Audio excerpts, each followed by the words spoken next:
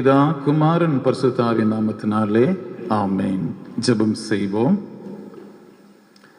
அருள் நிறைந்த நல்ல ஆண்டவரே, மகிழ்ச்சியான இந்த ஆராதனைக்காக நன்றி சொல்கிறோம். இணையத்தின் வழியாக இறை மக்களோடு தொடர்பு கொண்டு இந்த சிறப்பான ஆராதனைகளை நாங்கள் பங்கு பெற, ஆராதனை வழியாக இணைந்து உம்மை மகிமைப்படுத்த தேவரீர் கொடுத்த கிருபைக்காக நன்றி சொல்கிறோம். அன்பின் தகப்பனே, இந்திய தேசத்தின் சூழல் ஆண்டவரே, அனைவரும் வீட்டுக்குள்ளே இருந்து உம்மை ஆராதிக்கின்ற ஒரு சூழலிலே நாங்கள் உம்மை வழிபட்டு கொண்டிருக்கிறோம். இப்படிப்பட்ட ஒரு சூழலிலே குடும்பமாக இணைந்து உம்மை போற்றவும், இறை மக்களாகி நாங்கள் இணைந்து உம்மை ஆராதிக்கவும் தேவரீர் கொடுத்த கிருபைக்காக நாங்கள் உம்மை போற்றுகிறோம். இந்த வழிபாடு முடிவிலேயும் உம்முடைய அருள் பிரசனம் நிறைவாயிருக்கட்டும். நாங்கள் பாடுகின்ற பாடல்கள், வாசிக்கின்ற வேத பாடங்கள், தியானிக்கின்ற தியானங்களை ஆண்டவர் ஆசீர்வதித்து கொடுக்கும்படியா நாங்கள் ஜெபிக்கிறோம். உம்முடைய பிரசனம் நிறைவாயிருந்து எங்களை வழிநடத்தட்டும். இறை மகன் இயேசு கிறிஸ்துவின் வழியை மன்றாடுகிறோம் எங்கள் நல்ல பிதாவே, ஆமென்.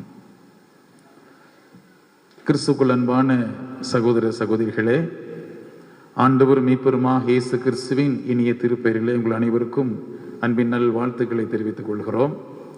இணையத்தின் வழியாக இந்த சிறப்பான ஆராதனைகளை பங்கு பெற்று உங்களோடு கூட இணைந்து ஆண்டவரை ஆராதிப்பதிலே நாங்கள் மிக்க மகிழ்ச்சி அடைகிறோம். இந்த நாளிலே நாம் இணைந்து ஒருமித்து ஆண்டவரை உயர்த்தி போற்றுவோம். நம்முடைய ஆராதனைக்கு துவக்கமாக கிறிஸ்துவ பாமாலைகளிலே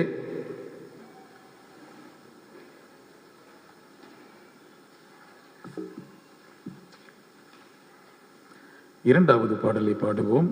உம்மை துதிக்கிறோம் யாவுக்கும் வல்ல பிதாவே. கிறிஸ்துவ பாமாலைகளிலே இரண்டாவது பாடல், உம்மை துதிக்கிறோம் யாவுக்கும் வல்ல பிதாவே, உம்மை பணிகிறோம் சுவாமி ராஜாதி ராஜாவே என்று சொல்லி ஆண்டவரை போற்றுவோம்.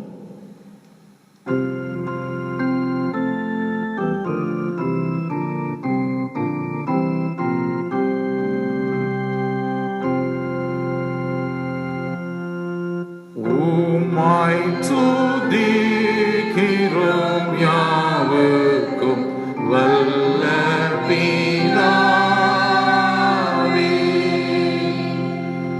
உம்மை பணிகிறோம் சுவாமி ராஜாதி ராஜாவே,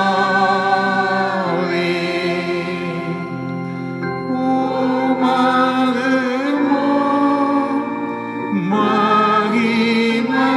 மகிமைக்காக கர்த்தா ஸ்தோத்திரம் சொல்லுகிறோமே.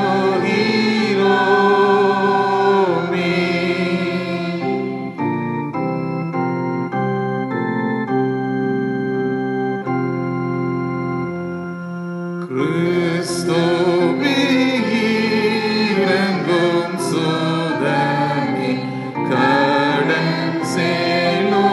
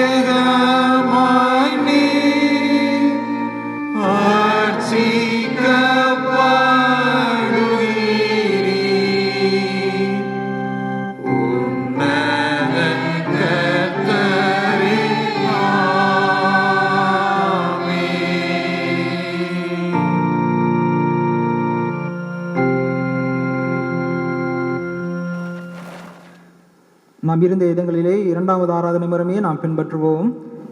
நாம் கடவுளை தொழுவோம். கடவுள் ஆவியாயிருக்கிறார். அவரை தொழுது கொள்கிறவர்கள் ஆவியோடும் உண்மையோடும் அவரை தொழுது கொள்ள வேண்டும்.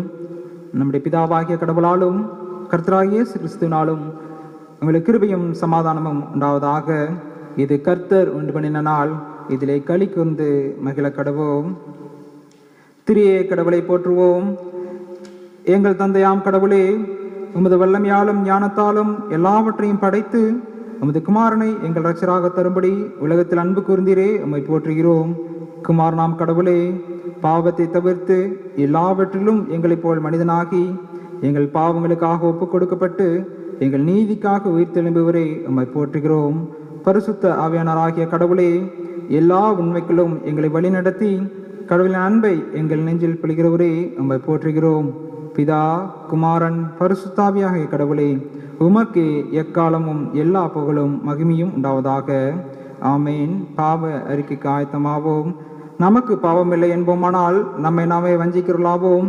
நமக்குள் உண்மை இல்லை. நமது பாவங்களை அறிக்கையிட்டால் பாவங்களை நமக்கு மன்னித்து எவ்வித அநீதம் நீங்க நம்மை சுத்திகரிப்பதற்கு அவர் நம்பத்தக்கவரும் நீதியும் உள்ளவர். நான் எழுந்து என் தகப்பனிடத்திற்கு போய், தகப்பனே, பரத்துக்கு விரோதமாகவும் உமது பார்வையிலும் பாவம் செய்தேன், இனி உடைய மகன் என்று சொல்லப்படுவதற்கு நான் பாத்திர நல்லன், உடைய கூலிக்காரரில் ஒருவனாக என்னை வைத்துக் கொள்ளும் என்பேன். கடவுள் ராஜ்யம் சமீபத்திருக்கிறது. மனம் திரும்பி சுவிசேஷத்தில் நம்பிக்கை வையுங்கள். நமது பலங்களுக்காக பரிதவிக்க முடியாத பிரதான ஆசாரியர் நமக்கிறாமல் எல்லா விதத்திலும் நம்மை போல் சோதிக்கப்பட்டும் பாவமில்லாத பிரதான ஆசாரியரே நமக்கு இருக்கிறார். ஆகையால் நாம் முழங்காற்படியிட்டு நம்மை நாமே சோதனை செய்வோம்.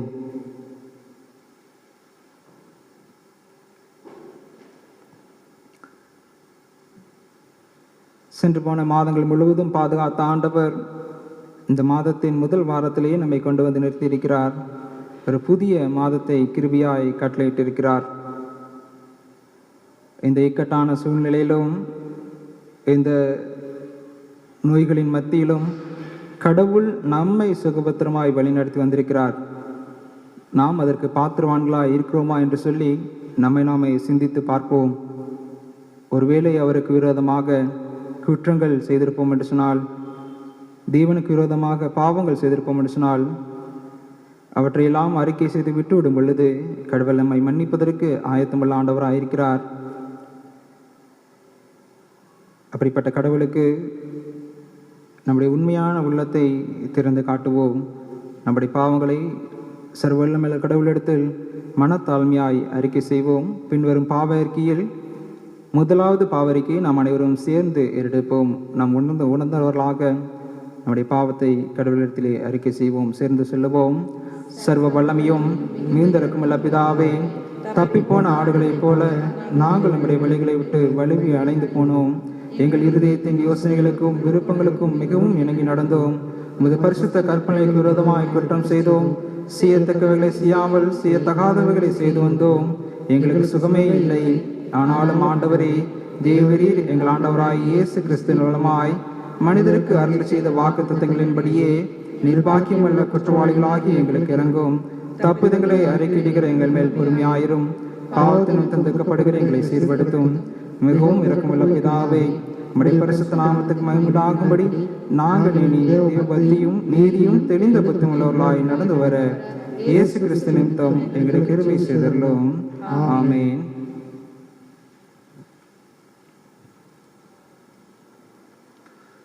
சர்வ வல்லமையும் மிகுந்து இரக்கமுள்ள ஆண்டவர் பாவ மன்னிப்பையும் பாவ நிவர்த்தி நமக்கு கட்டளையிட்டருளி வாழ்க்கையை சீர்படுத்துவதற்கான காலத்தையும் தமது பரிசுத்தாவின் கிருபையும் தேற்றலையும் தந்துள்வாராக. ஆமென். ஆண்டவரை துதியுங்கள். சபையார் அமருவோம். திருமறை பாடங்கள் படிக்க கேட்போம். முதலாம் திருமறை பாடம் வாசிக்கும்படியாக தெரிந்து கொள்ளப்பட்ட முதலாம் வேத பாடம் யாத்திராகமம் 40ஆம் அதிகாரம் 34 38 முடிய. அப்பொழுது ஒரு மேகம் ஆசாரிப்பு கூடாரத்தை மூடினது. கர்த்தருடைய மகிமை வாசஸ்தலத்தை நிரப்பிற்று. மேகம் அதன் மேல் தங்கி கர்த்தருடைய மகிமை வாசஸ்தலத்தை நிரப்பினதினால் மோசே ஆசரிப்பு கூடாரத்திற்குள் பிரவேசிக்க கூடாமல் இருந்தது. வாசஸ்தலத்திலிருந்து மேகம் மேலே எழும்பும்போது இஸ்ரவேல் புத்திரர் பிரயாணம் பண்ண புறப்படுவார்கள். மேகம் எழும்பாதிருந்தால் அது எழும்பும் நாள் வரைக்கும் பிரயாணம் பண்ணாதிருப்பார்கள். இஸ்ரவேல் வம்சத்தார் பண்ணும் எல்லா பிரயாணங்களிலும் அவர்கள் எல்லாருடைய கண்களுக்கும் பிரத்யட்சமாக பகலில் கர்த்தருடைய மேகமும் இரவில் அக்கினியும் வாசஸ்தலத்தின் மேல் தங்கியிருந்தது என்றது. வாசிக்க தெரிந்து கொள்ளப்பட்ட முதலாம் வேத பாடம் வாசித்து முடித்தாயிற்று. தேவனுக்கே மகிமை உண்டாவதாக. கர்த்தருடைய பரிசுத்த நாமத்திற்கு மகிமை உண்டாவதாக. இந்த கொரோனா வைரஸ் மூலமாக அநேக காரியங்களை குறித்து நம்ம பயந்து கொண்டிருக்கிறோம். ஆனால் நம்ம பயப்பட வேண்டிய அவசியம் இல்லை. காரணம், கர்த்தராகிய இயேசு கிறிஸ்து நம்மோடு கூட இருக்கிறார். அவர் அநேக இடங்களில் நமக்கு சொல்கிறார், நீ பயப்படாதே, நான் உன்னோடு கூட இருக்கிறேன்னு சொல்லி. ஒவ்வொரு நாளும் நம்ம ஜெபிக்கும் பொழுது கர்த்தர் நம்ம ஜெபத்தை கேட்குற ஆண்டவராக இருக்கிறார். இந்த நாளில் அந்த சின்ன பிள்ளைகளுக்கு நம்ம அவங்கள நேரடியாக சந்தித்து அவங்களோடு கூட இந்த கிளாஸை நம்ம எடுக்க முடியாவிட்டாலும் இந்த இணையதளத்தின் மூலமாக இந்த சிறு பிள்ளைகளோடு கூட நாங்கள் பகிர்ந்து கொள்வதை குறித்து மிகுந்த சந்தோஷம் அடைகிறோம். கர்த்தர் உங்கள் ஒவ்வொருவரையும் ஆசீர்வதிப்பாராக. இந்த நாளிலே கர்த்தர் நம் ஜெபத்தை கேட்கிறவர் என்ற ஒரு தலைப்பிலே ஒரு சிறு கதையை உங்களோடு கூட பகிர்ந்து கொள்ள நான் ஆசைப்படுகிறேன். ஜிம் என்ற ஒரு சின்ன ஒரு தம்பி இருந்தான். அவனுக்கு அப்பா அம்மா கிடையாது. அவன் ஒவ்வொரு நாளும் ஒரு தொழிற்சாலைக்கு வேலைக்காக கடந்து போவான். அப்படி அவன் போகும்போது வழியில் ஒரு ஆலயம் இருந்துச்சு. ஒவ்வொரு நாளும் அந்த ஆலயத்தில் தவறாமல் போய் முழங்கால் படிட்டு, அவனுக்கு ஜெபிக்கலாம் தெரியாது, ஆனால் அவன் அந்த ஆலயத்தில் முழங்கால் படிட்ட உடனே, ஏசப்பா நான் ஜிம் வந்திருக்கிறேன் அப்படின்னு சொல்லுவான். இதுதான் அவனுடைய ஜெபம். ஆனால் ஒவ்வொரு நாளும் தவறாமல் அதை செய்வான். அப்படி ஒரு நாள் அவன் தொழிற்சாலைக்கு கடந்து போயிட்டு இருக்கும்போது அவனுக்கு ஒரு ஆக்சிடெண்ட் ஆயிடுச்சு. உடனே பக்கத்தில் இருந்தவங்கெல்லாம் அவனை எடுத்துகிட்டு போய் ஹாஸ்பிட்டலில் அட்மிட் பண்ணியிருந்தாங்க. இப்போ அவனுக்கு நிறைய ட்ரீட்மெண்ட்லாம் கொடுத்துட்டு அவன் அந்த மயக்கத்தில் இருந்தான். அடுத்த நாள் சரியாக அவன் ஆலயத்துக்கு போகிற அந்த நேரம் வரும் பொழுது அவன் கண் விழித்து பார்த்தான். சரியாக காலை 8 மணியாக இருந்துச்சு. அந்த நேரத்தில் தான் அவன் ஆலயத்தில் போய் ஏசப்பா நான் ஜிம் வந்திருக்கிறேன் அப்படின்னு சொல்லி அவன் ஜெபம் பண்ணுவான். ஆனால் அந்த அன்னைக்கு அவன் அடிபட்டிருந்தனால அவனால் எழும்பி எதுவுமே செய்ய முடியல. கையில், காலில், தலையில எல்லாம் பயங்கரமாக அடிபட்டு இருந்துச்சு. அப்போ நினச்சி பார்த்தான், ஐயோ நம்ம இன்னைக்கு ஆலயத்துக்கு போக முடியலையே, ஜெபிக்க முடியலையே அப்படின்னு சொல்லிட்டு ரொம்ப வேதனையோடு அப்படியே படுத்திருந்தான். அப்படி படுத்திருக்கிற வேலையில் கண்ணை மூடி அவன் படுத்திருந்தான். அந்த வேலையில் அவன் பக்கத்தில் ஒரு சத்தம் கேட்டுச்சு, ஜிம் அப்படின்னு சொல்லி ஒரு சத்தம் கேட்டுச்சு. யார் நம்ம கூப்பிடுறது அப்படின்னு சொல்லிட்டு அவன் பார்த்தான். ஆனால் யாரையுமே காணலை. மறுபடியும் அவன் கண்ணை மூடி படுத்திருக்கிறப்போ ஏசப்பா வந்து நின்று, ஜிம் நான் ஏசப்பா வந்திருக்கிறேன் அப்படின்னு சொல்லிட்டு சொன்னார். அப்போ கண் விழிச்சு பார்க்கும்போது அவனுக்கு ரொம்ப சந்தோஷமாக இருந்துச்சு. ஏன்னா ஒவ்வொரு நாளும் அவன் ஆலயத்தில் தவறாமல் போய் ஏசப்பா நான் ஜிம் வந்திருக்கிறேன் அப்படின்னு சொல்லுவான். ஆனால் இன்றைக்கி அவன் முடியாத அந்த சூழ்நிலையில் படுத்திருக்கிறப்போ ஏசப்பாவே அந்த ஹாஸ்பிட்டலுக்கு கடந்து போய் அவனுடைய பெட்டு பக்கத்தில் நின்று, ஜிம் நான் ஏசப்பா வந்திருக்கிறேன் அப்படின்னு சொன்னார். அது மாத்திரமல்ல, அவன் ஏசப்பா பார்த்தோன்னே ரொம்ப சந்தோஷப்பட்டான். அவன் கண்ணிலிருந்து தார தாரையாக அப்படியே கண்ணீர் வடிஞ்சிச்சு. அப்போ ஏசப்பா அவனை தொட்டு அவனுக்காக ஒரு ஜெபம் செஞ்சுட்டு போனார். அவன் வெகு சீக்கிரத்தில் குணமடைந்து அவன் தன்னுடைய வேலையை தொடர்ந்தான். பின் நாட்களில் அவன் ஆண்டவருடைய ஒரு ஊழியனாக அவன் மாற்றப்பட்டான்.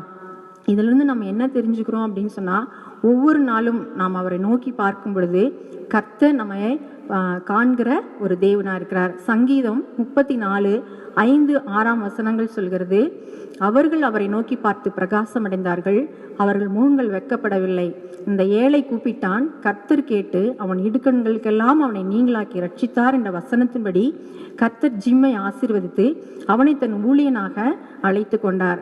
அருமையான பெற்றோர்களே, இந்த நாளிலும் கூட நாம் சிறு பிள்ளைகளுக்கு அனுதினமும் வேதத்தை வாசிக்கவும் ஜெபிக்கவும் ஆண்டவருடைய பாதையிலே செல்லவும் நாம் கற்றுக் கொடுக்க கடவுள் நமக்கு பிள்ளைகளை கொடுத்திருக்கிறார். எனவே பெற்றோர்களாகிய நீங்கள் உங்கள் பிள்ளைகளுக்கு இந்த ஜிம்மை போலவே ஒவ்வொரு நாளும் ஆண்டவரை தொழுது கொள்ளுகிற பாதையிலே நடத்தும்படியாய் உங்கள் அன்பாய் கேட்டுக்கொள்கிறேன். கர்த்தர் தாமே ஆசீர்வதிப்பாராக.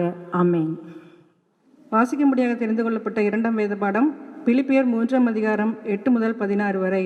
பிலிப்பியர் 3ஆம் அதிகாரம் 8-16 வரை. பக்கம் 272. அது மாத்திரமல்ல, என் கர்த்தராகிய கிறிஸ்து இயேசுவை அறிகிற அறிவின் மேன்மைக்காக எல்லாவற்றையும் நஷ்டம் என்று எண்ணிக்கொண்டிருக்கிறேன். நான் கிறிஸ்துவை ஆதாயப்படுத்திக் கொள்ளும்படிக்கும் நியாயப்பிரமாணத்தினால் வருகிற சுயநீதியை உடையவனாயிராமல் கிறிஸ்துவை பற்றும் விசுவாசத்தினால் வருகிறதும் விசுவாசம் மூலமாய் தேவனால் உண்டாயிருக்கிறதுமான நீதியை உடையவனாயிருந்து கிறிஸ்துவுக்குள் இருக்கிறவன் என்று காணப்படும்படிக்கும், இப்படி நான் அவரையும் அவருடைய உயிர்த்தெழுதலின் வல்லமையையும் அவருடைய பாடுகளின் ஐக்கியத்தையும் அறிகிறதற்கும் அவருடைய மரணத்திற்கொப்பான மரணத்திற்குள்ளாகி எப்படியாயினும் நான் மரித்தோரிலிருந்து உயிரோடு எழுந்திருப்பதற்கு தகுதியுடையவனாய் இருக்கும்படிக்கும் அவருக்காக எல்லாவற்றையும் நஷ்டம் என்று விட்டேன், குப்பையுமாக எண்ணுகிறேன். நான் அடைந்தாயிற்று அல்லது முற்றும் தேறினவனானேன் என்று எண்ணிக்கொள்ளாமல், கிறிஸ்து இயேசுவினால் நான் எதற்காக பிடிக்கப்பட்டேனோ அதை நான் பிடித்து கொள்ளும்படி ஆசையாய் தொடர்கிறேன். சகோதரரே, அதை பிடித்து கொண்டேன் என்று நான் எண்ணுகிறதில்லை. ஒன்று செய்கிறேன், பின்னானவைகளை மறந்து முன்னானவைகளை நாடி கிறிஸ்து இயேசுவுக்குள் தேவனால் அழைத்த பரம அழைப்பின் பந்தய பொருளுக்காக இலக்கை நோக்கி தொடர்கிறேன். ஆகையால் நம்மில் தேறினவர்கள் யாவரும் இந்த சிந்தையாய் இருக்க கடவோம். எந்த காரியத்திலாவது நீங்கள் வேறே சிந்தையாய் இருந்தால் அதையும் தேவன் உங்களுக்கு வெளிப்படுத்துவார். ஆகிலும் நாம் எதுவரையில் தேறுகிறோமோ அது முதல் ஒரே ஒழுங்காய் நடந்து கொண்டு ஒரே சிந்தையாய் இருப்போம். வாசிக்கும்படியாக தெரிந்து கொள்ளப்பட்ட இரண்டாம் வேதப்பாடம் வாசித்தாயிற்று. கிறிஸ்துவே உமக்கே மகிமை உண்டாவதாக. அன்புக்கு நீரை மக்களே, ஆண்டவருடைய சமூகத்தில் ஆண்டவரை தொழுகை செய்வது, அவரை போற்றி புகழ்வது நமக்கு கிடைத்திருக்கிற மிகப்பெரிய கிருபை. வாரந்தோறும் ஆலயத்தில் பாடல்களை பாடி சபையாக இணைந்து ஆண்டவரை போற்றுகின்ற போது அதில் இருக்கிற மகிழ்ச்சி மிக சிறப்பானது. இந்த நாளிலுமாய் குடும்பத்தில் பெற்றோர்களாக பிள்ளைகளாக நாம் அனைவரும் அமர்ந்திருந்து ஒரு சில நன்றி துதி பாடல்களை பாடலாம். இன்றைய சூழ்நிலைகளிலே எத்தனையோ விதமான சூழ்நிலைகளை நாம் பார்க்கிறோம். வியாதியின் சூழ்நிலை, வறுமையின் சூழ்நிலை, துக்கத்தின் சூழ்நிலைகள், எல்லாவற்றின் மத்தியிலையும் ஆண்டவர் நம்மை அற்புதமாய் பாதுகாத்து வருகிறார். ஆகவே நம் அனைவருக்கு தெரிந்த ஒரு பாடலை பாடுவோம். எந்தன் அன்புள்ள ஆண்டவர் இயேசுவே, நான் உந்தன் நாமத்தை போற்றிடுவேன். ஒரு பழைய பாடல் தான், ஆனால் அர்த்தமுள்ள ஒரு பாடல். அனைவரும் இணைந்து கரங்களை தட்டி ஆண்டவருடைய சமூகத்தில் உற்சாகமாக இந்த பாடலை பாடுவோம்.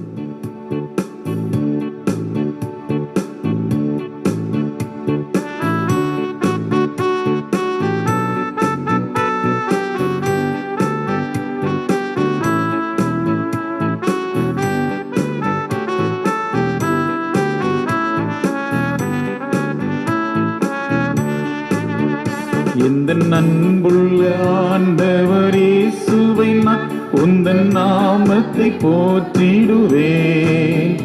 எந்தன் அன்புள்ள ஆண்டவர் இயேசுவை, நான் உந்தன் நாமத்தை போற்றிடுவேன். உம்மை போலொரு தேவனை பூமியில் அறிந்து உயிர் தந்த தெய்வமே நீ. உம்மை போலொரு தேவனை பூமியில் அறிந்து உயிர் தந்த தெய்வமே நீ. ஆனந்தம் ஆனந்தமே, அல்லும் பகலிலும் பாடிடுவே. இயேசுவே என்ற நாருயிரே, இயேசுவே என்ற நாருயிரே. பெற்ற தாயும் என் தந்தையுமானவரே, மற்றும் எல்லாம் எனக்கு நீரே. வானம் பூமியும் யாவும் மாறினாலும் வாக்கு மாறாதவர் நீர் என்று சொல்லி ஆண்டவரை போற்றி பாடுவோமா?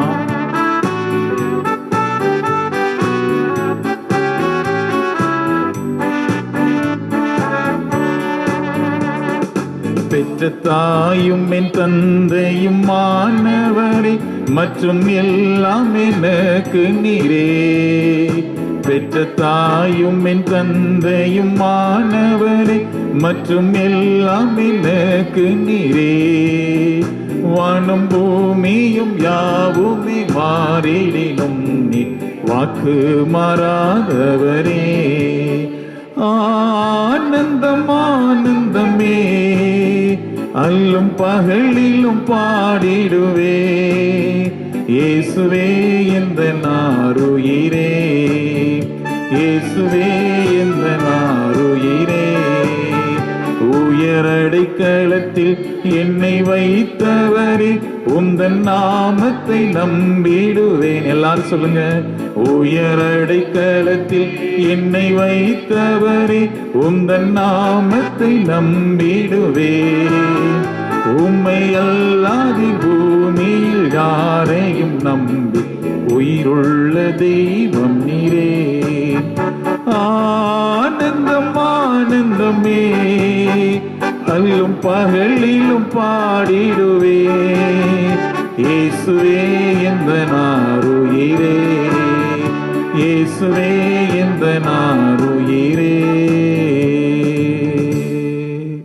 அன்பர்களே, நீங்களும் நானும் ஆராதிக்கிற நம்முடைய ஆண்டவர் நமக்கு பெற்ற தாயும் தந்தையுமாக இருக்கிறார். இந்த ஆண்டவர் ஜீவனுள்ளவராக இருக்கிறார். அவர் வாழ்கிற ஆண்டவராக இருக்கிறார். ஆகவேதான் இந்த உலகத்தை படைத்தவர், இந்த உலகத்தின் மக்களை பாதுகாக்கிறவர், இன்றும் நம்மை வழிநடத்துகிறவராக, போஷிக்கிறவராக, நம் தேவைகளை சந்திக்கிறவராக இருக்கிறார். ஆகவே இந்த காலை வேளையிலே இன்னும் ஒரு பாடலை பாடி ஆண்டவரை போற்றலாம். ஜீவனுள்ள தேவனே வாரும், ஜீவ பாதையிலே நடத்தும், ஜீவ தண்ணீர் ஊறும் ஊற்றிலே ஜீவன் பெற என்னை நடத்தும். தேவனே நீர் பெரியவர், தேவனே நீர் பரிசுத்தர், தேவனே நீர் நல்லவர், நீர் வல்லவர் என்று சொல்லி ஆண்டவரை போற்றுவோம். சர்வ சிருஷ்டிக்கும் எஜமானனாகிய ஆண்டவரை, ஜீவனுள்ள தேவாதி தேவனை மண்ணான மனுஷலாகிய நாம் போற்றி புகழ்கின்ற இந்த பாடல் வழியாக ஆண்டவரை போற்றுவோமா?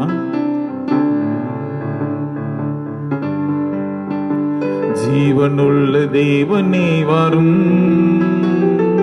ஜீவ பாதையில் நடத்தும், ஜீவ தண்ணீர் ஒரு மூற்றிலே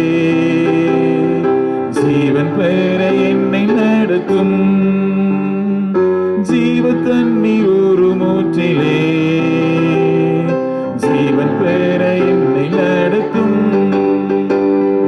தேவனே நீ பெரியவர், தேவனே நீ பரிசுத்தர், தேவனே நீ நல்லவர், தேவனே நீ வல்லவர். ஜீவ தண்ணீர் ஒரு மூற்றிலே ஜீவன் பெற என்னை நடத்தும், ஜீவ தண்ணீர் ஒரு மூற்றிலே ஜீவன் பெற என்னை நடத்தும். பாவிகள் துரோகிகளையா, பாவாத மக்களை துயா, பாவிகள் துரோகிகளையா, பாவாத மக்களை துயா, பாதகரின் பாவம் போக்கவே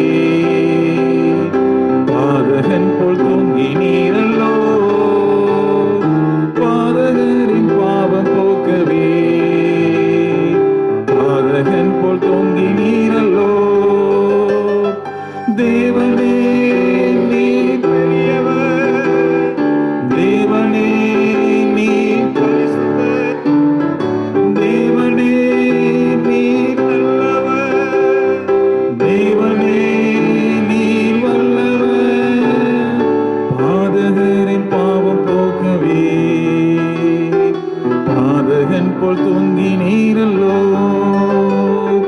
பாதகனின் பாவம் போக்கவே பாதகன் போல் தூங்கி நீரல்லோ. ஆம், நம்முடைய ஆண்டவராய கடவுள் நம்மை மீட்கும்படியாக இந்த உலகத்திலே வந்து நமக்காக தம்முடைய ஜீவனை கொடுத்தவர். இந்த காலை வேளையிலுமாய் பற்பல தேவைகளோடு இருக்கிற நாம் ஆண்டவருடைய சமூகத்தை நோக்கி நாம் ஜெபம் செய்வோம். குடும்ப வாழ்விலே, தொழில் வாழ்விலே, ஊழிய பாதைகளிலே ஆண்டவர் நம்மை வழிநடத்துகிற தேவனாக இருக்கிறார். சிறப்பாக நாம் யாவரும் அமர்ந்த வண்ணமாக இல்லங்களில் இருக்கிற அன்பர்களாகிய நாம் முழங்கால் படியிட்டு, ஆண்டவரே எங்கள் தேசத்துக்காக நாங்கள் ஜெபிக்கிறோம். ஆண்டவரே, எங்கள் தேசத்திலே காணப்படுகின்ற கொள்ளை நோய், இது நிமித்தமாய் பாதிக்கப்பட்டிருக்கிற மக்கள், இந்த கொள்ளை நோய் நிமித்தமாக துன்பப்படுகிற அநேக குடும்பங்கள் உண்டு. இதற்காக சேவை செய்கிற மக்கள், அரசாங்க அதிகாரிகள், ஆட்சியாளர்கள், தூய்மை பணியாளர்கள், இவர்களுக்காக ஆண்டவருடைய சமூகத்திலே நாம் ஜெபிப்போம். திருச்சபையாக இந்த குறிப்புக்காக ஆண்டவருடைய சமூகத்திலே கண்களை மூடி முழங்கால் படியிட்ட நிலையிலே ஆண்டவருடைய சமூகத்திலே நாம் ஜெபம் செய்வோம்.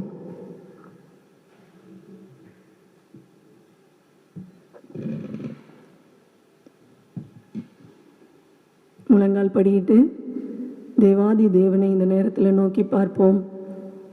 பரிசுத்தமுள்ள பிதாவே, இந்த நாளுக்காய் உமக்கு நன்றி செலுத்துகிறோம் சாமி.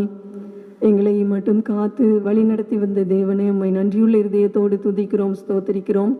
இந்த நாளிலும் ஆண்டவரே, எங்களுடைய தேசத்துக்காய், எங்கள் தேசத்தின் ஜனங்களுக்காய், எங்களுடைய சபைக்காய், ஆண்டவரே இன்னுமாய் கொரோனாவினால் பாதிக்கப்பட்ட ஜனங்களுக்காய் உம்மை நோக்கி பார்க்க வந்திருக்கிறோம் சாமி. ஆண்டவரே, இந்த நாட்களில் நாங்கள் ஆலயத்துக்கு போக முடியாத சூழ்நிலை இருந்தாலும் உம்மோடு பேசுவதற்கு, உம்மோடு நெருங்கி ஜீவிப்பதற்கு, குடும்பமாய் உம்மை தேடுவதற்கு கொடுத்த வாய்ப்புகளுக்காக நன்றி செலுத்துகிறோம். கர்த்தருடைய ஆலயத்துக்கு போவோம் வாருங்கள் சொன்னபோது எவ்வளோ மகிழ்ச்சியாக இருந்தோம். அந்த நாட்களை நீ திரும்ப எங்களுக்கு தரப்போகிறதற்காக உமக்கு நன்றி செலுத்துகிறோம். ஆண்டவரே, இந்த நாளில் எங்களுடைய தேசத்துக்காக நாங்கள் உம்முடைய பாதத்தில் வருகிறோம். எங்களுடைய தவறுகளை, எங்களுடைய மீறுதல்களை, எங்கள் தேசத்தின் பாவங்களை ஆண்டவரே இந்த நேரத்தில் நீங்கள் தயவாய் மன்னிக்க வேண்டும் என்று நம்மிடத்தில் கெஞ்சுகிறோம் சாமி. இந்த கொரோனா வியாதி நோய் கிருமிகள் ஆண்டவரே எங்கள் தேசத்தில் வருவதற்கு எங்களுடைய பாவங்களோ, குற்றங்களோ, குறைகளோ தடையாக இருக்குமானால் ஆண்டவரே அதை நீர் எங்களுக்கு தயவாய் மன்னியும். ஆண்டவரே, அந்த வியாதியை, அந்த நோய் கிருமிகளை எங்கள் தேசத்தை விட்டு அகற்றி போடும் சாமி. அப்பா, உம்முடைய கிருபை, உம்முடைய இரக்கம் எங்களுடைய ஜனங்களை பாதுகாக்க வேண்டும் என்று நாங்கள் உம்முடையத்தில் மண்டாடுகிறோம். கர்த்தாவே, எங்கள் தேசத்தின் ஜனங்களுக்கு இரக்கம் செய்யுங்கப்பா. ஆண்டவரே, ஏழை எளியவர்கள் அநேகம் உண்டு, ஒருவேளை உணவு கூட இல்லாத ஜனங்கள் அநேகம் உண்டு. தினமும் வேலை செய்து அதில் வருகிற வருமானத்தில் சாப்பிடுகிற ஜனங்கள் அநேகம் உண்டு. அப்பா, இந்த நாட்களில் ஆண்டவரே பட்னியாய் கிடைக்கிற ஜனங்களை நாங்கள் நினைக்கிறோம். அப்பா, நீர் அவர்களுக்கு ஆகாரத்தை கொடுக்க வேண்டும் என்று ஜெபிக்கிறோம். அன்றன்றுள்ள ஆகாரத்தை இன்று அவர்களுக்கு கொடுத்து வழி நடத்துங்க சாமி. ஆண்டவரே, இன்னுமாக அந்த லாக்டவுன் எப்போ முடியும்னு ஏக்கத்தோடு காத்திருக்கிற எங்கள் ஜனங்களுக்கு அப்பா நீர் கிருபையாய், இரக்கமாய், சீக்கிரமாய் பதில் தர வேண்டும் என்று ஜெபிக்கிறோம். ஆண்டவரே, எங்கள் தேசத்தின் பாவங்களை மன்னியும், உம்முடைய இரக்கமும் உம்முடைய கிருபையும் எங்களுக்கு விடுதலையை தர வேண்டும் என்று கெஞ்சுகிறோம் சாமி. அப்பா, எங்களுடைய சபைகளுக்காய் உம்முடைய பாதத்தில் வருகிறோம். அடைபட்ட இந்த நாட்களில் ஆண்டவரே உம்மிடத்தில் கெஞ்சுகிறோம். அப்பா, எங்கள் சபைகள் திறக்கப்படும்படியாய், ஆலயங்கள் திறக்கப்படும்படியாய் கர்த்தர் கிருபை செய்ய வேண்டும் என்று ஜெபிக்கிறோம். ஆண்டவரே, வேத வசனம் கிடைக்கக்கூடாத காலமாக இது இருக்கிறதே அப்பா, நீர் ஆண்டவரே எங்களுக்கு இரக்கம் செய்யும். ஆலயத்தில் இன்னுமாக ஆண்டவரே சுவிசேஷம் எல்லா இடங்கள்லையும் சொல்லப்படுவதற்கு நீர் வாசல்களை திறந்து தர வேண்டும் என்று ஜெபிக்கிறோம். ஊழியர்களை, போதகர்களை, பாஸ்டர்ஸை, மிஷினரிகளை நீர் ஆண்டவரே போஷித்து வழி நடத்த வேண்டும் என்று ஜெபிக்கிறோம். விசுவாசிகளை, விசுவாச குடும்பங்களை நினைக்கிறோம். எங்கள் சபையின் மக்களை நினைக்கிறோம். என் தேவன் ஆண்டவரே இரக்கம் செய்யும். ஒவ்வொருவரையும் ஆசீர்வதியும், பாதுகாத்து கொள்ளும். வியாதிகளுக்கு விலக்கி கிருபையாய் காத்து கொள்ள வேண்டும் என்று நாங்கள் ஜெபிக்கிறோம். கர்த்தாவே, வீடுகளில் இருக்கிற இந்த நாட்களில் பிள்ளைகள், சிறு பிள்ளைகள் இன்னும் உமக்குள்ள வளரவும், வாலிபர்கள் ஆண்டவரே உமக்கு பிரியமானவர்களாய் ஆண்டவரே வளரவும், அப்பா ஆண்டவரே இன்னுமாக குடும்பமாய் உம்மை சந்தோஷமாய் ஆராதிக்கவும் நீர் நல்ல தருணங்களை கொடுத்திருக்கிறீர். அதை ஒவ்வொருவரும் நாங்கள் பயன்படுத்தி கொள்ள எங்களுக்கு கிருபை செய்ய வேண்டும் என்று ஜெபிக்கிறோம். கர்த்தாவே, இந்த நேரத்தில் ஆண்டவரே கொரோனாவினால் பாதிக்கப்பட்ட ஜனங்களுக்காக உம்முடைய பாதத்தில் வருகிறோம். தனிமைப்படுத்தப்பட்ட ஜனங்களுக்காக வருகிறோம். என் தேவன் நீங்க அவங்களுக்கு நல்ல சுகத்தை கட்டளையிட வேண்டும் என்று ஜெபிக்கிறோம். ஒரு மரணம் கூட எங்கள் தேசத்தில் இனி வராதபடி என் தேவன் பாதுகாத்தலும். ஜீவனுள்ள தேவன், ஜீவனை கொடுக்கிறவர். ஒவ்வொருவருக்கும் ஜீவனை கொடுத்து சுகமாய் வீடு திரும்ப நீங்க கிருபை செய்யுங்க. டாக்டர்ஸ், நர்சஸ், இன்னுமாக துப்புரவு பணியாளர்களை, இன்னும் வேலைக்கு செல்கிறவர்களை எல்லாரையும் நாங்கள் இந்த நேரத்தில் நினைக்கிறோம். ஒவ்வொருவருக்கும் பாதுகாப்பை நீர் கட்டளையிடும். ஆண்டவரே, ரோட் சைடு நின்று ஆண்டவரே வெயிலில் கஷ்டப்படுகிற காவலர்களை நினைக்கிறோம், அவர்களையும் நீங்கள் பாதுகாத்தரில் ஜெபிக்கிறோம் கர்த்தாவே. எந்த வியாதியின் கிருமிகளும் நோய் கிருமிகளும் ஒருவரையும் பாதிக்காத வண்ணம் என் தேவன் ஒவ்வொருவருக்கும் பாதுகாப்பும் மரணமாய் இருந்து பாதுகாத்து வழி நடத்தும் சாமி. உம்முடைய கரத்தில் எங்களையும் எங்களுடைய தேசத்தையும் ஒப்பு கொடுக்கிறோம். கர்த்தர் அதிசயங்களை செய்கிற தேவன், நீர் அதிசயமாய் தொடர்ந்து நீர் எங்களை வழி நடத்தும். விரைவில் இந்த லாக்டவுன் நீக்கப்படவும் ஆண்டவரே, சுதந்திரமாய் ஆராதிக்கவும் எல்லாரும் ஆண்டவரே அவர்கள் இயல்பு நிலைமைக்கு திரும்பவும் கர்த்தர் நீங்கள் அனுக்கிரகம் செய்ய வேண்டும் என்று ஜெபிக்கிறோம். உம்மால் கூடாத காரியம் ஒன்றுமில்லை. நீர் ஒரு வார்த்தை சொல்லும் ஆண்டவரே, நீர் கட்டளையிட ஆகும், நீர் சொல்ல ஆகும், நீர் கட்டளையிட நிற்கும் ஆண்டவரே. உம்முடைய சித்தத்துக்கு எங்களை விட்டு கொடுக்கிறோம். ஆசீர்வதியும். இயேசுவின் நாமத்தில் ஜெபிக்கிறோம் பிதாவே, ஆமென்.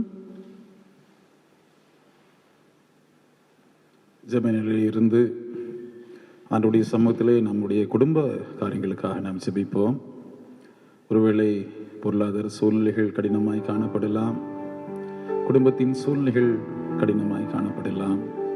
ஒருவேளை இந்த காலை ஆராதனையில் சுகவீனத்தோடு பலவீனத்தோடு ஆண்டுடைய சமூகத்திலே நீங்கள் ஜெபித்துக் கொண்டிருக்கலாம். ஜெபிக்கிற இந்த வேளையில் தாமே ஆண்டவருடைய சுகமளிக்கின்ற ஆற்றல் உங்கள் மேல் கடந்து வரும். ஆண்டவர் உங்களுக்கு நிறைவான சமாதானத்தை கொடுக்கிறவராக இருக்கிறார். இந்த காலை வேளையிலுமாய் நாம் ஒரு முறை கூட ஆண்டவருடைய சமூகத்திலே நம்மை அர்ப்பணம் செய்து, என்னை ஆட்கொண்ட இயேசு உம்மை யார் என்று நான் அறிவேன் என்று சொல்லி ஆண்டவருடைய சமூகத்தில் அர்ப்பணத்தோடு இந்த பாடலை பாடுவோம். என்னை ஆட்கொண்ட இயேசு உம்மை யார் என்று நான் அறிவேன். என்னை ஆட்கொண்ட இயேசு உம்மை யார் என்று நான் அறிவேன். என்னை ஆட்கொண்ட இயேசு உம்மை யார் என்று நான் அறிவேன். உண்மை உள்ளவரே, என்றும் நன்மைகள் செய்பவரே, என்றும் நன்மைகள் செய்பவரே. என்னை ஆட்கொண்ட இயேசு உம்மை யார் என்று நான் அறிவேன். வாழ்க்கை பயணத்திலே மேகத்தூணாய் வருபவரே, வாழ்க்கை பயணத்திலே மேகத்தூணாய் வருபவரே, உம் வார்த்தையின் திருவுளவாய் வளமாய் காப்பவரே, உம் வார்த்தையின் திருவுணவாய் வளமாய் காப்பவரே. என்னை ஆட்கொண்ட இயேசு உம்மை யார் என்று நான் அறிவேன். அன்பின் நல்ல ஆண்டவரே, இந்த காலை வேளையிலுமாய் உம்முடைய சமூகத்திலே மன்றாடி ஜெபித்துக் கொண்டிருக்கிற அன்பின் குடும்பத்தின் பிள்ளைகளுக்காக நாங்கள் ஜெபிக்கிறோம். எந்த சூழ்நிலையில இருந்து உம்முடைய பிள்ளைகளும் நோக்கி பார்த்தாலும் சூழ்நிலைகளை ஆண்டவர் மாற்றுவீராக. வறுமை சூழ்நிலையை மாற்றுவீராக. பலவீனத்தின் சூழ்நிலையை மாற்றுவீராக. ஆண்டவர் தாமே உடைய பிள்ளைகளுக்கு ஒருமை சமாதானத்தை தந்தருளுவீராக. இம்மட்டும் கொடுத்த பாதுகாப்புக்காக நன்றி ஆண்டவரே, பராமரிப்புக்காக நன்றி செலுத்துகிறோம் ஆண்டவரே. அன்பின் குடும்பத்தின் மக்கள் எந்த இடத்திலிருந்து உடைய சமூகத்தை நோக்கி மன்றாடினாலும் கர்த்தர் உடைய பிள்ளைகளுடைய ஜெபத்துக்கு செவி கொடுக்கிற ஆண்டவராயிருக்கிறேன். இந்த நாளிலுமாய் எங்களுடைய அன்பின் குடும்பத்தின் மக்கள் பற்பல ஊர்களிலே பற்பல தேசங்களிலே இருக்கிறார்கள் ஆண்டவரே. தனிமையான சூழ்நிலையில் இருக்கிற பிள்ளைகள் பற்பல நடிகளில் இருந்து உடைய சமூகத்தை நோக்கி பார்த்து கொண்டிருக்கிறார்கள் ஆண்டவரே. மனித உதவிகள் அல்ல சாமி, பரத்திலிருந்து எங்களுக்கு உதவிகளை கொடுத்து அன்பின் மக்களை பாதுகாப்பீராக. குறிப்பாக அயல் நாடுகளிலே வாழ்கின்ற எங்கள் பிள்ளைகளுக்காக நாங்கள் ஜெபிக்கிறோம் ஆண்டவரே. கொரோனா வைரஸ் நிமித்தமாக பற்பல தேசங்கள் அடைக்கப்பட்டிருக்கிற இந்த சூழ்நிலைகளிலே தனிமைப்படுத்தப்பட்டிருக்கிற எங்கள் அன்பின் குடும்பத்தின் மக்களை ஆண்டவர் பாதுகாப்பீராக. தூர இடங்களில் இருக்கிற எங்கள் பிள்ளைகளுக்காக நாங்கள் ஜெபிக்கிறோம் ஆண்டவரே. உம்முடைய பாதுகாப்பின் பெருசு நம்முடைய மக்களோடு தங்கியிருக்கும்படியாக நாங்கள் மன்றாடுகிறோம். நீரே தொடர்ந்து ஆசீர்வதிப்பீராக, பாதுகாப்பீராக.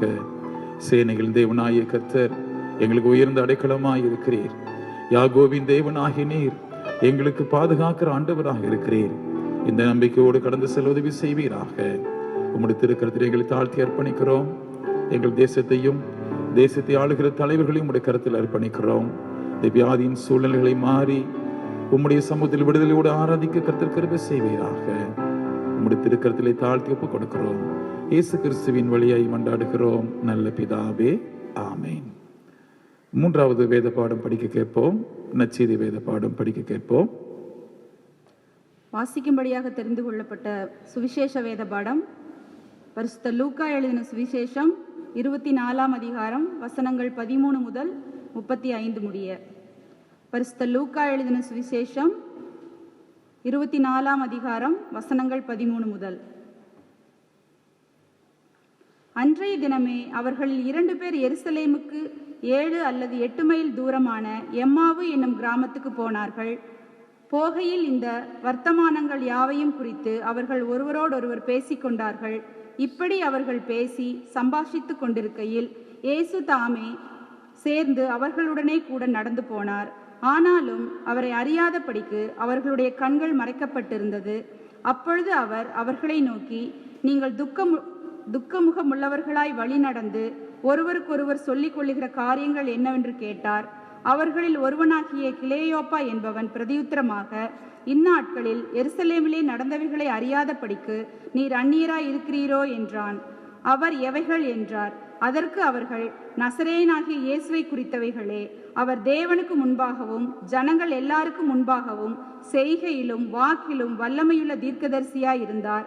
நம்முடைய பிரதான ஆசாரியரும் அதிகாரிகளும் அவரை மரண ஆக்கினைக்குட்படுத்தி சிலுவையில் அறைந்தார்கள். அவரே இஸ்ரவேலை மீட்டு ரட்சிப்பவர் என்று நாங்கள் நம்பியிருந்தோம். இவைகள் சம்பவித்து இன்று 3 நாளாகிறது.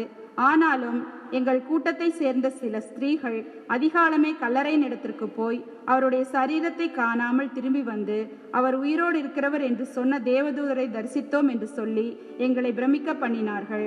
அப்பொழுது எங்களில் சிலர் கல்லறையின் இடத்திற்கு போய் ஸ்திரீகள் சொன்னபடியே கண்டார்கள், அவரையோ காணவில்லை என்றார்கள். அப்பொழுது அவர் அவர்களை நோக்கி, தீர்க்கதரிசிகள் சொன்ன யாவையும் விசுவாசிக்கிறதற்கு புத்தியில்லாத மந்த இருதயம் உள்ளவர்களே, கிறிஸ்து இவ்விதமாய் பாடுபடவும் தமது மகிமையில் பிரவேசிக்கவும் வேண்டியதில்லையா என்று சொல்லி, மோசே முதலிய சகல தீர்க்கதரிசிகளும் எழுதின வேத வாக்கியங்கள் எல்லாவற்றிலும் தம்மை குறித்து சொல்லியவைகளை அவர்களுக்கு விவரித்து காண்பித்தார். அத்தருணத்தில் தாங்கள் போகிற கிராமத்துக்கு சமீபமானார்கள். அப்பொழுது அவர் அப்புறம் போகிறவர்களைப் போல காண்பித்தார். அவர்கள் அவரை நோக்கி, நீர் எங்களுடனே தங்கியிரும், சாயங்காலம் ஆயிற்று, பொழுதும் போயிற்று என்று அவரை வருத்தி கேட்டுக்கொண்டார்கள். அப்பொழுது அவர் அவர்களுடனே தங்கும்படி உள்ளே போனார். அவர்களோடு அவர் பந்தியிருக்கையில் அவர் அப்பத்தை எடுத்து ஆசீர்வதித்து அதை பிட்டு அவர்களுக்கு கொடுத்தார். அப்பொழுது அவர்களுடைய கண்கள் திறக்கப்பட்டு அவரை அறிந்தார்கள். உடனே அவர் அவர்களுக்கு மறைந்து போனார்.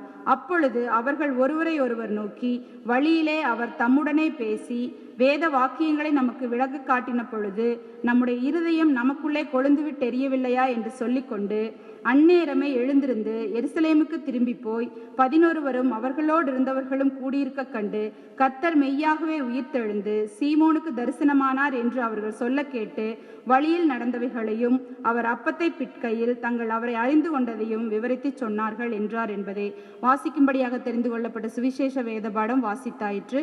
கிறிஸ்துவே உமக்கே ஸ்தோத்திரம் உண்டாவதாக.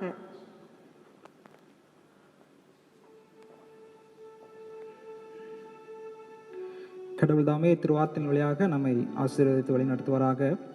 அருளுரைக்கு ஆயத்தமாக கிறிஸ்துவ பாமாலையிலே 333வது பாமாலையை நாம் இருந்த இடங்களிலே எழுந்தென்று பாடுவோம். கிறிஸ்துவ பாமாலையிலே 333வது பாமாலை, இயேசுவே கல்வாரியில் என்னை வைத்துக் கொள்ளும் என்ற பாடலை நாம் அந்த பாடலின் வழிகளை உணர்ந்தவர்களாக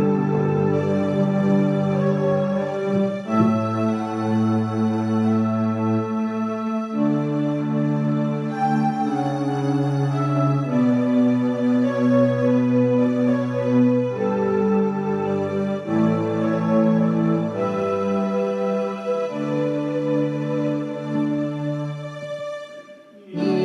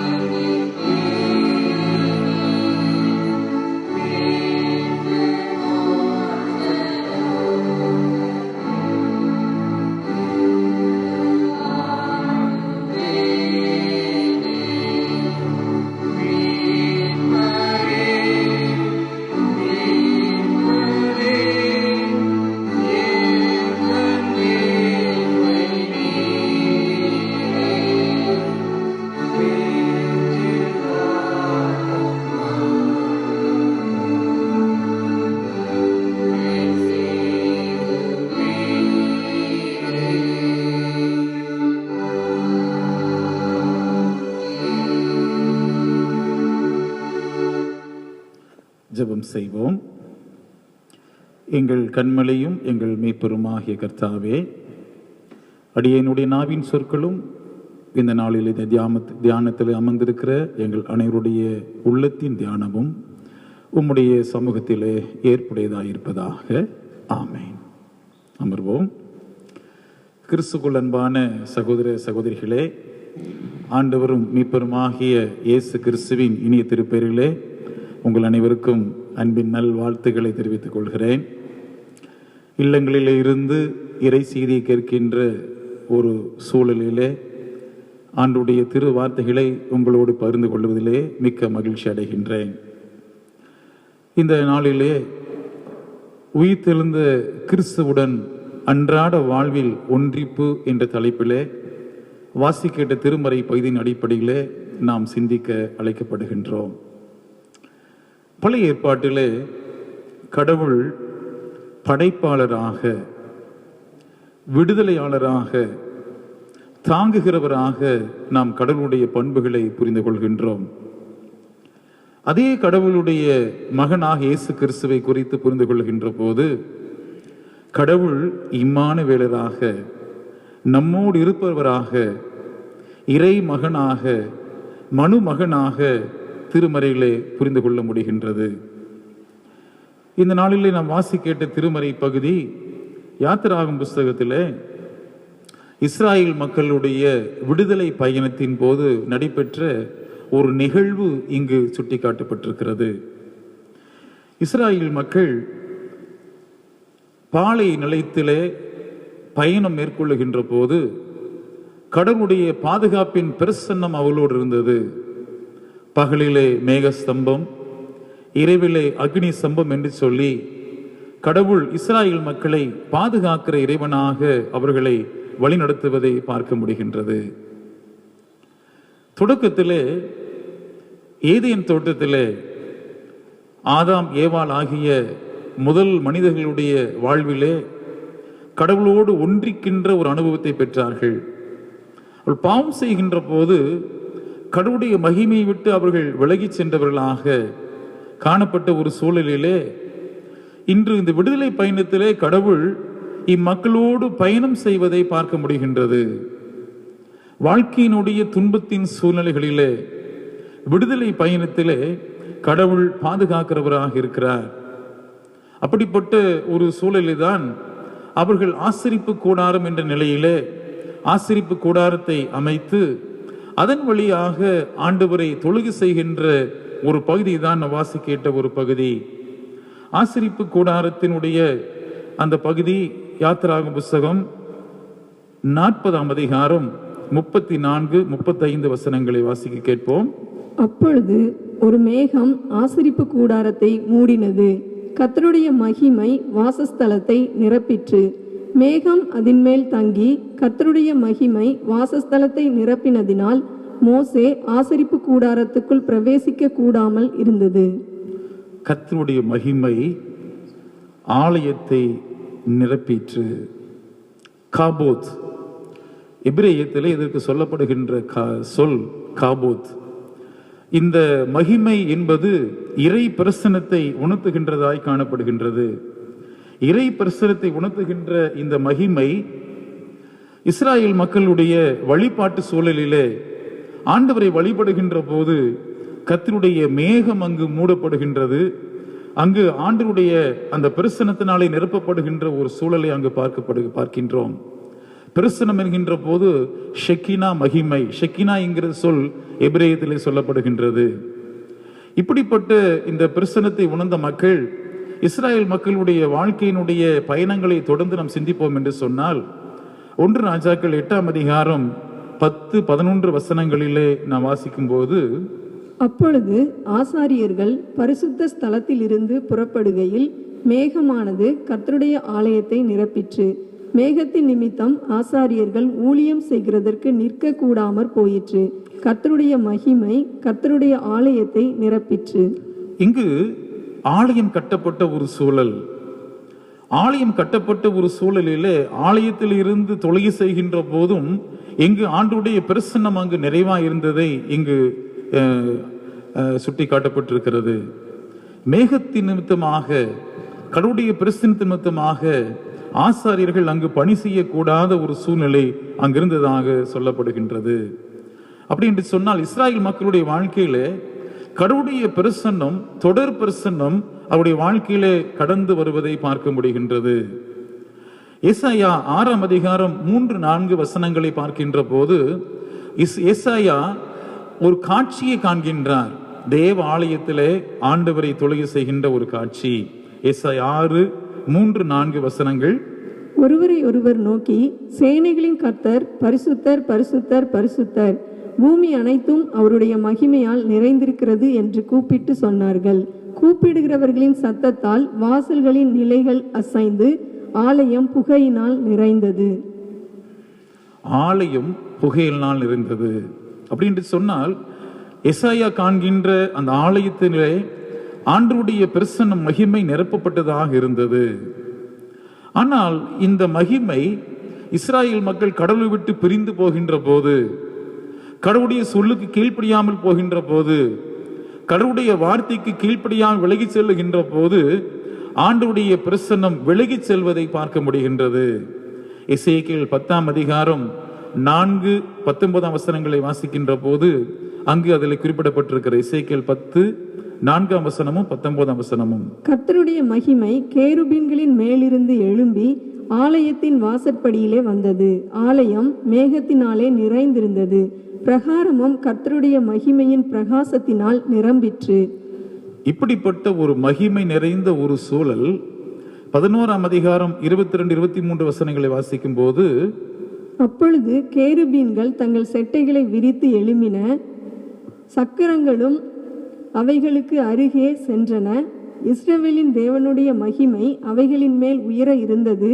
கர்த்தருடைய மகிமை நகரத்தின் நடுவிலிருந்து எழும்பி நகரத்துக்கு கிழக்கே இருக்கிற மலையின் மேல் போய் நின்றது. இதுவரையும் கடவுளுடைய மகிமை இஸ்ராயேல் மக்கள் நடுவில் இருந்தது. ஆனால் இப்பொழுது என்ன ஆகிறது சொன்னால், மகிமை அந்த மக்களை விட்டு எழும்பி மலைகளுக்கு செல்லுகிறது. அப்படின்னு சொன்னால் மக்களை விட்டு விலகி செல்லுகின்றது. ஏனென்று சொன்னால் இஸ்ராயேல் மக்கள் கடவுளை விட்டு விலகி போனார்கள். கடவுளுடைய மகிமையும் இஸ்ராயேல் மக்களை விட்டு விலகி போனது. ஆகவேதான் இப்படிப்பட்ட ஒரு சூழலில் தான் ஆண்டவருடைய மகிமை மீண்டும் வர வேண்டும், மீண்டும் இப்படிப்பட்ட மகிமையால் நிரப்பப்பட வேண்டும் என்று சொல்லி வாஞ்சியோடு கூட தான் எஸ்ரா ஆண்டவருடைய சமூகத்தை நோக்கி மன்றாடுகின்றார்.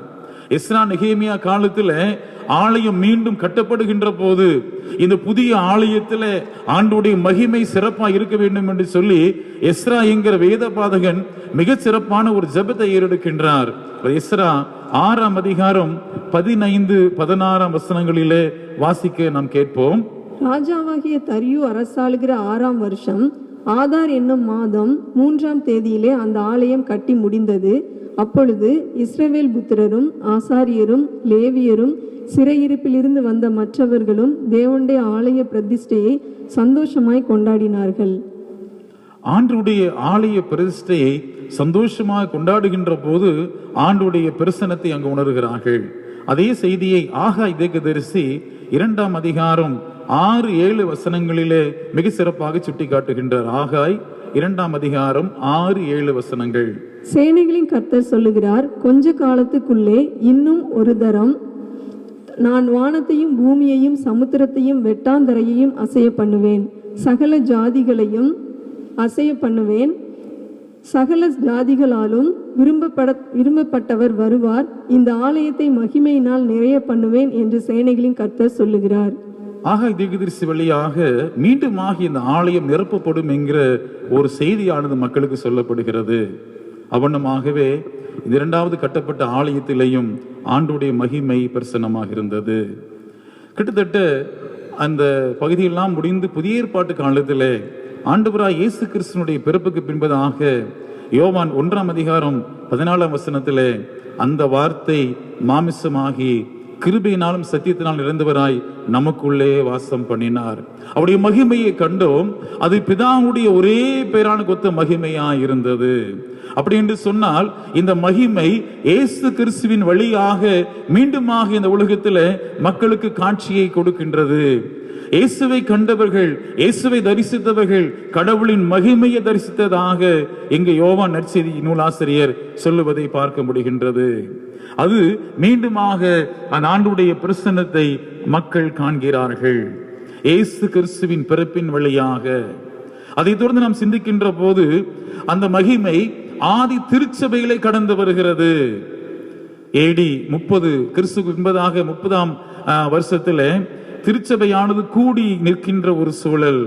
அது அப்போஸ்தலர் 2ஆம் அதிகாரம் 2 முதல் 4 வசனங்களிலே அது குறிப்பிடப்பட்டிருக்கிறது. அப்போஸ்தலர் 2 முதல் 4 வசனங்கள். அப்பொழுது பலத்த காற்று அடிக்கிற முழக்கம் போல வானத்திலிருந்து சடிதியாய் ஒரு முழக்கம் உண்டாகி அவர்கள் உட்கார்ந்திருந்த வீடு முழுவதையும் நிரப்பிற்று. அல்லாமலும் அக்கினிமயமான நாவுகள் போல பிரிந்திருக்கும் நாவுகள் அவர்களுக்கு காணப்பட்டு அவர்கள் ஒவ்வொருவர் மேலும் வந்து அமர்ந்தது. அவர்கள் எல்லாரும் பரிசுத்த ஆவியினாலே நிரப்பப்பட்டு ஆவியானவர் தங்களுக்கு தந்தருளின வரத்தின்படியே வெவ்வேறு பாஷைகளிலே பேசத் தொடங்கினார்கள். இங்கு தூய ஆவியினுடைய அருட்கொடை மக்கள் மேல் நிறைவாக நிரம்புவதை பார்க்க முடிகின்றது. அந்த ஆண்டுடைய பிரசன்னம் தூய ஆவியின் வழியாக அந்த ஆதி திருச்சபை பெற்றுக்கொண்ட போது அவர்கள் புதிய ஆற்றலை பெற்றவர்களாக, புதிய வல்லமையை பெற்றவர்களாக அவர்கள் புறப்பட்டு சென்று ஒரு புதிய எழுப்புதலின் வழியாக அந்த திருச்சபை கடந்து வருவதை பார்க்க முடிகின்றது. திருச்சபை ஒரு மாற்றத்துக்குள்ளாய் வந்தது. தினந்தோறும் திருச்சபையில மக்கள் சேர்க்கப்பட்டார்கள். ரட்சிக்கப்படுகின்ற மக்களுடைய கூட்டம் ஒவ்வொரு நாளும் திருச்சபையிலே பெருகி கொண்டிருந்தது. இதைதான் இங்கு மிக சிறப்பாக அங்கு பார்க்க முடிகின்றது. இந்த பகுதியை நாம் தொடர்ந்து சிந்திக்கின்ற போது வெளிப்படுத்தல் விசேஷம் 21ஆம் அதிகாரம் 3ஆம் வசனத்தை பார்க்கின்ற போது அங்கு ஒரு மிகப்பெரிய காட்சியை அங்கு பார்க்க முடிகின்றது. வெளிப்படுத்தல் 21:3. பரலோகத்திலிருந்து உண்டான ஒரு பெரும் சத்தத்தை கேட்டேன். அது, இதோ மனுஷர்களிடத்திலே தேவனுடைய வாசஸ்தலம் இருக்கிறது, அவர்களிடத்திலே அவர் வாசமாய் இருப்பார், அவர்களும் அவருடைய ஜனங்களாய் இருப்பார்கள், தேவன் தாமே அவர்களோட கூட இருந்து அவர்களுடைய தேவனாய் இருப்பார்.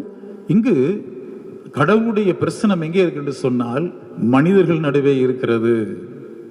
மனிதர்கள் நடுவே தான் இறைவன் உலாவிக் கொண்டிருக்கிறார்.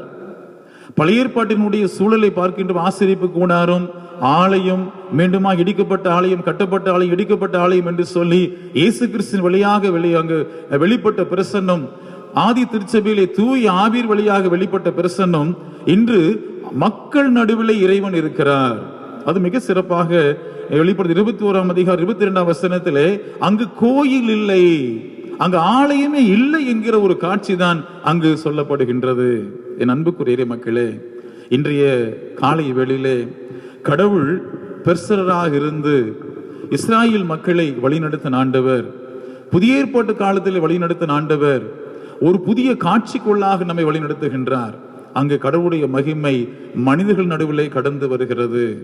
இன்றும் அப்படிப்பட்ட இறை பிரசன்னத்திலே நாம் ஒன்றிணைப்புப்பட்டவர்களாக நாம் வாழ அழைக்கப்படுகின்றோம். அப்படிப்பட்ட ஆற்றலை, அப்படிப்பட்ட வல்லமையை நாம் தரித்து கொண்ட மக்களாக இந்த உலகத்திலே நாம் செயல்பட ஆண்டவர் நம்மை அழைக்கின்றார். இந்த காலை வேளையிலும் நாம் வாசி கேட்ட 2வது திருமறை பகுதியிலே பிலிப்பியர் 3ஆம் அதிகாரத்தில் அப்போஸ்தலனாகிய பவுல் இந்த தூய ஆவியினுடைய ஆளுகையினால் ஆட்கொள்ளப்பட்டவனாக தான் மிகச்சிறந்த திருப்பணிகளை செய்கிறார். இந்த ஆண்டவருடைய ஒன்றிப்பு, தூய ஆவியினுடைய ஒன்றிப்பு பெற்றவர் தான் அவர் சொல்லுகிறார், நான் இலக்கை நோக்கி தொடர்கிறேன். என் அன்புக்குரிய மக்களே, இந்த ஆவியினுடைய ஆற்றலை நாம் பெற்றவர்களாகி நாம், கிறிஸ்துவோடு ஒன்றிப்பு கூடிய மக்களாகி நாம், கிறிஸ்துவனுடைய ஆற்றலை ஒன்றிப்போடு நாம் செயல்படுகின்ற மக்களாகி நாம், தூய பவுலியாரை போல எந்த சூழ்நிலையினாலும் நம் மனரமியமா இருக்க கற்றுக்கொள்ள அழைக்கப்படுகிறோம். உபத்திரவங்கள், பாடுகள், நிந்தைகள், அவமானங்கள், கஷ்டங்கள், பசி எங்களை வாட்டியது, குளிரங்களை வாட்டியது, நாங்கள் நெருக்கப்பட்டோம், ஒடுக்கப்பட்டோம், ஆனால் ஒடுங்கி போகவில்லை என்று சொல்லி அப்போஸ்தலனாகிய பவுல் மிகச்சிறந்த ஒரு சாட்சியை சொல்லுவதை பார்க்க முடிகின்றது. ஏனென்று சொன்னால் கிறிஸ்துவோடு ஒன்றிப்பு வைத்திருந்த பவுல். ஆதி திருச்சபை கிறிஸ்து மேல் ஒன்றிப்பு வைத்திருந்தபடினாலே சாட்சியுள்ள சபையாயிருந்தது. தூய பவுலடிகளார் கிறிஸ்துவோடு ஒன்றிப்பு வைத்திருந்தபடியினாலே ஒரு சாட்சியுள்ள வீரனாக திருச்சபைகளை நிறுவி, திருச்சபையில் கடிதங்களை எழுதி, திருச்சபைகளை இறைவனுடைய அன்புக்குள்ளாக வழிநடத்தி கொண்டு வந்தார். கிறிஸ்தவர்களாக என்று அழைக்கப்பட்ட ஆதி திருச்சபை மக்களை விசுவாசத்தின் பாதையிலே வழிநடத்தி கொண்டு வந்தார். அதேதான் அப்போஸ்தலனாகிய பவுலுடைய வாழ்க்கையிலிருந்து நாம் கற்றுக்கொள்ள முடிகின்றது. மூன்றாவது வேத பாடமாக நாம் வாசிக்கேட்ட திருமறை பகுதியில் இருந்து மூன்றாவது குறிப்பு நமக்கு சொல்லப்படுகின்ற ஒரு காரியம் என்னவென்று சொன்னால், லூக்கா நற்செய்தி நூல் 24ஆம் அதிகாரத்திலே உயிர்த்தெழுந்த கிறிஸ்து, உயிர்த்தெழுந்த கிறிஸ்து அங்கு நடந்து செல்லுகின்றார். எம்மாவூருக்கு செல்லுகின்ற சீடர்கள் கிட்டத்தட்ட எருசலேமிலிருந்து எம்மாவூருக்கு 11 கிலோமீட்டர் என்று சொல்லுகிறார்கள். அவ்வளவு தூரம் மக்கள் நடந்து போகின்ற போது அங்கிருந்த கிலோப்பா என்கப்பட்ட சீசனோடு ஆண்டவர் பேசிக் கொண்டு வருகிறார். உரையாடல் செய்கின்ற போது இவர்கள் உரையாடலை தான் சொல்லுகின்றார்கள் ஒழிய கிறிஸ்துவை குறித்த நம்பிக்கை அவர்களுக்கு இல்லை. வரலாற்றை குறித்து பேசுகிறார், விசுவாசம் இல்லாத மனிதனாக பேசுகிறார். அப்பொழுது வார்த்தையின் வழியே, உரையாடல் வழியே அந்த ஆண்டவராகிய கிறிஸ்துவனுடைய பேச்சு அவர்களை தேற்றுகிறது. அவருடைய அகக்கண்கள் திறக்கிறது. உணவிலே பகிர்விலே உட்காருகின்றார். பகிர்ந்து கொடுக்கின்ற போது அவருடைய கண்கள் திறக்கப்படுகின்ற ஒரு சூழலை பார்க்க முடிகின்றது. அன்புக்குரிய மக்களே, உயிர்த்தெழுந்த கிறிஸ்து திருவிருந்திலே பிரசன்னமாயிருக்கிறார். அந்த திருவிருந்திலே பகிர்ந்து கொடுக்கின்ற போது பகிர்வு என்பது சுட்டிக்காட்டப்படுகின்ற பெரிய உண்மையாக அங்கு இருக்கிறது. ஏன் இயேசு கிறிஸ்து ராவிருந்திலே, வியாழ நிறைவிலே இந்த திருவிருந்திலே பங்கு பெற்று ஒரு முன்மாதிரியை நமக்கு காண்பித்து சென்றார். இயேசு கிறிஸ்துவின் உயிர்ப்புக்கு பின்பதாகவும் ஒரு திருவிருந்திலே நமக்கு ஒரு முன்மாதிரி காண்பித்து சென்றிருக்கிறார். இதன் அடிப்படை என்னவென்று சொன்னால் பகிர்தல். பகிர்தல் வழியாக நாம் கிறிஸ்துவோடு ஒன்றிப்பு செய்ய முடியும். என் அன்புக்குரிய மக்களே, கிறிஸ்துநாதனுடைய வாழ்க்கையில இந்த பகிர்வு என்பது வாழ்க்கையின் அங்கமாக இருந்தது. அவர் இயேசுவினுடைய திருப்பணியில, ஊழியத்தின் பாதைகளில மக்களை கண்டபோது, திரளான மக்களை கண்டபோது மேய்ப்பனில்லாத மக்கள் என்று சொல்லி அவர்களின் மனது உருகினார். பசியாயிருந்த மக்களுக்கு உணவு கொடுக்கும்படி சீசரிடத்திலே சொன்னார். 5 அப்பத்தையும் 2 மீனையும் எடுத்து அந்த மக்களுக்கு பகிர்ந்து கொடுத்தார். பசியை ஆற்றினார். இயேசு கிறிஸ்துவினுடைய ஊழியத்திலே பசி ஆற்றுதல் என்பது ஒரு மிகச்சிறந்த ஊழியமாகவே இருந்தது. இன்றைய காலகட்டங்களிலுமாய் உணவிலே நாம் பங்கு பெறுகின்ற போது பசியோடு இருக்கிற மக்களை குறித்த கரிசனை நமக்கு தேவை.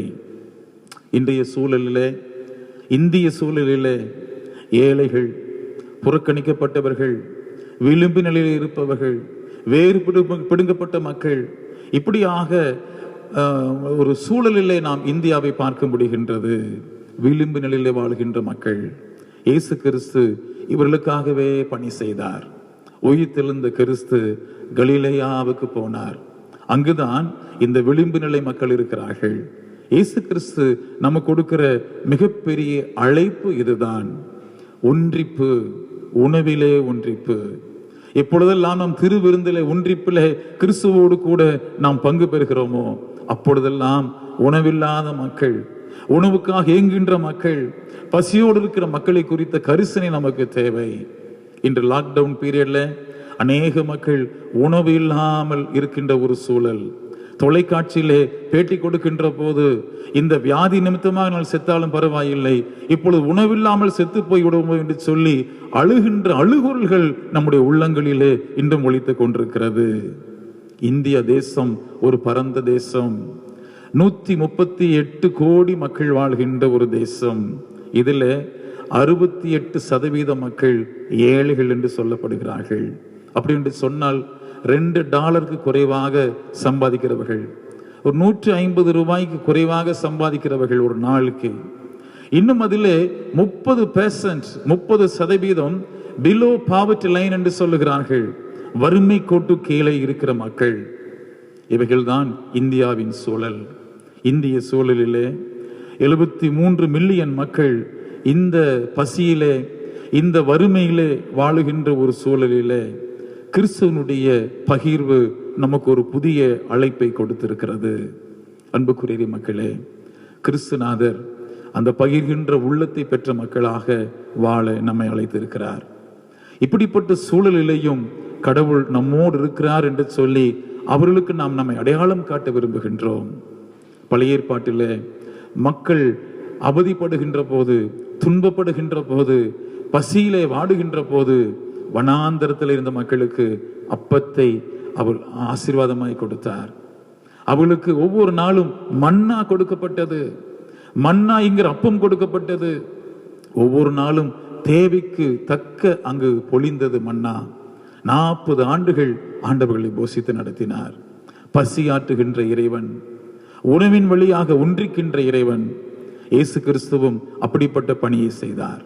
இன்றைய காலகட்டங்களிலே திருச்சபையாக நீங்களும் நானும் இந்த ஒன்றிப்பு பணியிலே, பசியாற்றுகின்ற பணியிலே, பகிர்கின்ற பணியிலே நாம் இறை மக்களாக செயல்படுகின்ற போது ஆண்டவருடைய ராஜ்யத்தை இந்த உலகத்திலே கட்ட முடியும்.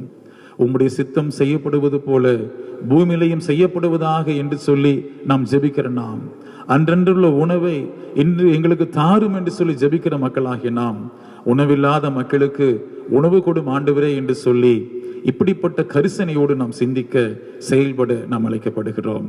ஆண்டவர் தாமே அப்படிப்பட்ட கரிசனை நமக்கு கொடுத்து, ஆண்டவருடைய பிரசன்னம் நம்மோடு இருக்கிறது என்று சொன்னால் நாம் இப்படிப்பட்ட கரிசனையோடு வாழ்கின்ற மக்களாக வாழ அழைக்கப்படுகின்றோம்.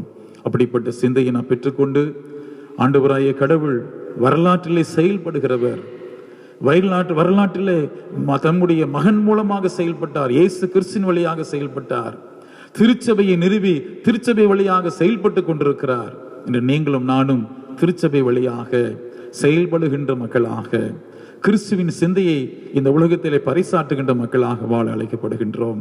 அப்படிப்பட்ட சிந்தையோடு வாழுகின்ற போது இந்த உலகிலே நீங்களும் நானும் உப்பாக, ஒளியாக, கலங்கரை விளக்காக திகழ முடியும். அன்னை தெரசா அவர்கள் தன்னுடைய வாழ்க்கையை அப்படிதான் அர்ப்பணம் செய்தார். அதன் வழியாக கிறிஸ்துவை இந்த உலகத்துக்கு அடையாளம் காட்டினார். வாழுகின்ற இயேசுவாக தன்னை இந்த உலகத்திலே அடையாளம் காட்டினார்.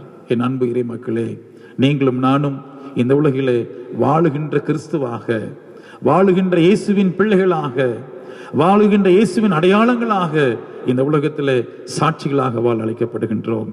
அப்படிப்பட்ட சிறந்த திருச்சபையாக, சிறந்த இறை மக்களாக இந்த உலகத்திலே கிறிஸ்துவோடு ஒன்றிப்பு பணி செய்ய நம்மை நாம் அர்ப்பணம் செய்வோம். எல்லாம் வல்ல கடவுள் அப்படிப்பட்ட ஆசைகளை நமக்கு தந்து நம்மை வழிநடத்துவாராக. ஜெபம் செய்வோம். அன்பின் நல்ல ஆண்டவரே, இந்த செய்தி வழியாக நாங்கள் சிந்தித்த, தியானித்த வசனங்கள் வழியாக எங்களோடு பேச இருக்கிறீர். இஸ்ராயேல் மக்கள் உம்முடைய சொல்லுக்கு கீழ்ப்படுகின்ற போது உம்முடைய பிரசன்னம் உடைய பிள்ளைகளோடு இருந்தது. உம்முடைய சொல்லுக்கு கீழ்ப்படியாமல் போன போது உம்முடைய பிரசன்னம் மக்களை விட்டு எடுபட்டு விட்டது. மீண்டுமாக தங்களை தாழ்த்தி அர்ப்பணியை ஜெபிக்கின்ற போது மீண்டுமாக பின்மாறி ஊற்றப்பட்டது.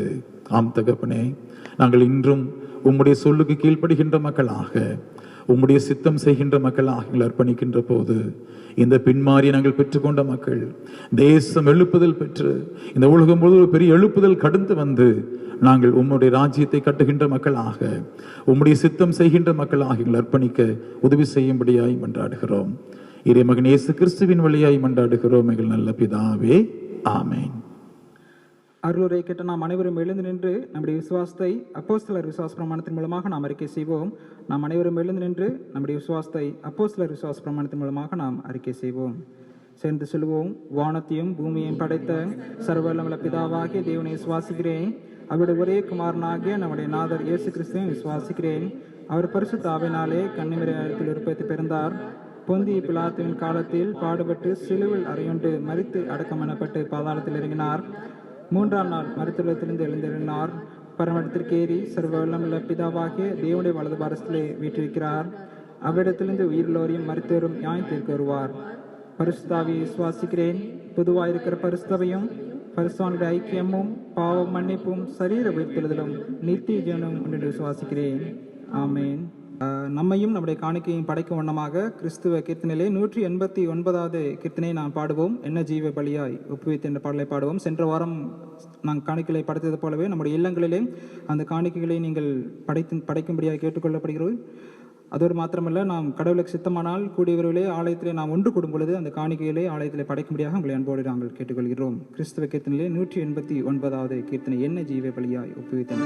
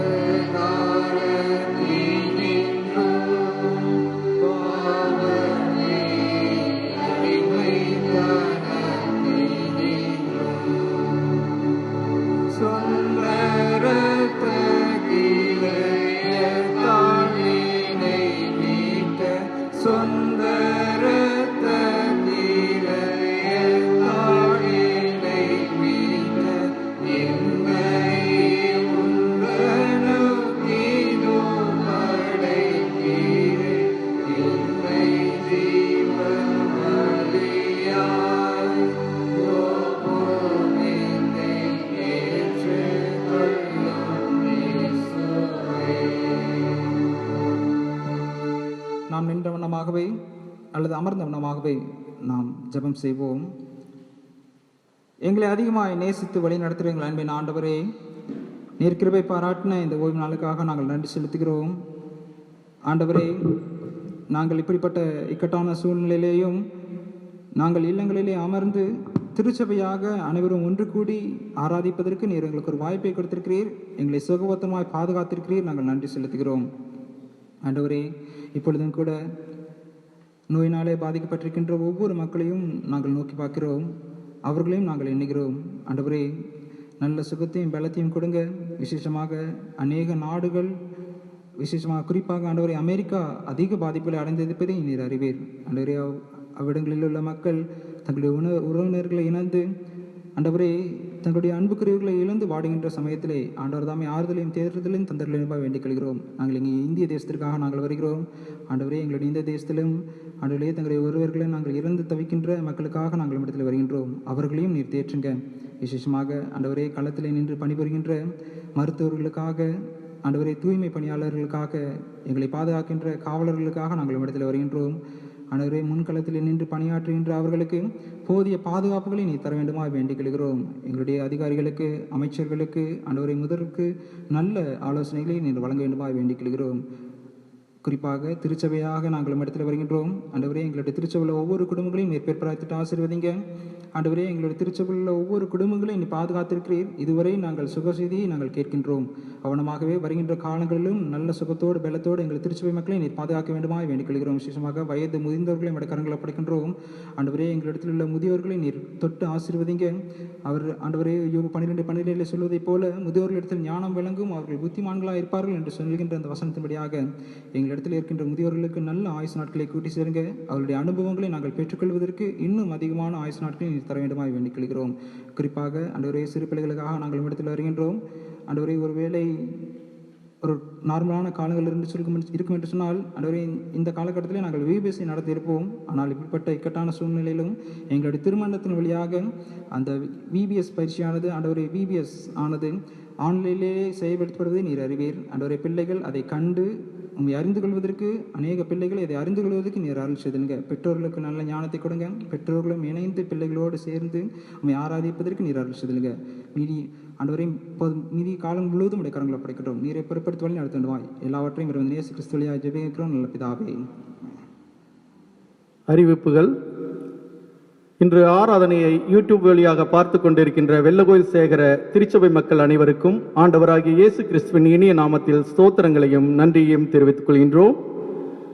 இன்று ஆராதனையில் கர்த்தரின் வார்த்தையை வழங்கிய சேகராயர், அருள்பணி பி செல்வராஜ் ஐயா அவர்களுக்கும், ஆராதனைக்கு உதவியாக உள்ள அருட்சகோதரன் டோனி பினேகாஸ் அவர்களுக்கும், வீடியோ எடுத்து அதனை யூடியூப் வழியாக ஒளிபரப்பு செய்ய உதவிய அன்பு தம்பி ஜெரிஷ் கீர்த்தன், தம்பி சாம் ஆபிரகாம், தம்பி ஜினோஸ் அவர்களுக்கும், இவ்வாராதனையில் பங்கு பெற்று சிறப்பித்த ஓய்வு நாள் பள்ளி ஆசிரியர்கள் அனைவருக்கும் சேகர ஆயர், செயலர், பொருளர், சேகர் குழு மற்றும் திருச்சபை மக்கள் சார்பாக நன்றியை தெரிவித்துக் கொள்கின்றோம்.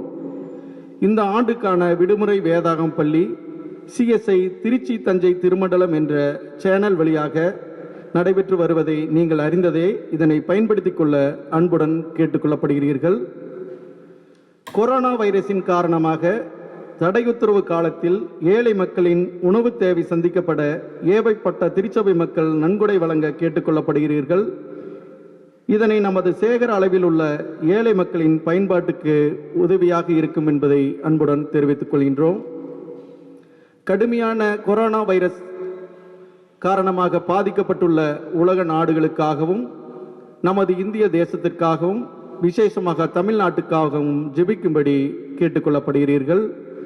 குறிப்பாக தன்னலம் கருதாமல் மருத்துவ பணி செய்து வருகின்ற மருத்துவர்கள், செவிலியர்கள், தூய்மை பணியாளர்கள், காவல்துறையினர், சமூக ஆர்வலர்கள் அனைவருக்காகவும் தங்கள் தனி ஜெபங்களில் ஜெபிக்கும்படி அன்புடன் கேட்டுக்கொள்ளப்படுகிறீர்கள். இத்தடை உத்தரவு காலத்தில் திருச்சபை மக்கள் மத்திய மாநில அரசுகள் அறிவுறுத்தலின்படி தனித்திருக்கவும், கைகளை அடிக்கடி சோப்பு போட்டு கழுவியும், சமூக இடைவெளியை பின்பற்றியும், தேவையின்றி வெளியே செல்வதை தவிர்த்தும் இக்கொடிய வைரஸ் பரவாமல் இருக்க உதவும்படி அன்புடன் கேட்டுக்கொள்கின்றோம். கடவுள் இவ்வறிவிப்பினை ஆசீர்வதிப்பாராக. ஆமேன். நன்றி. ஜெபம் செய்வோம்.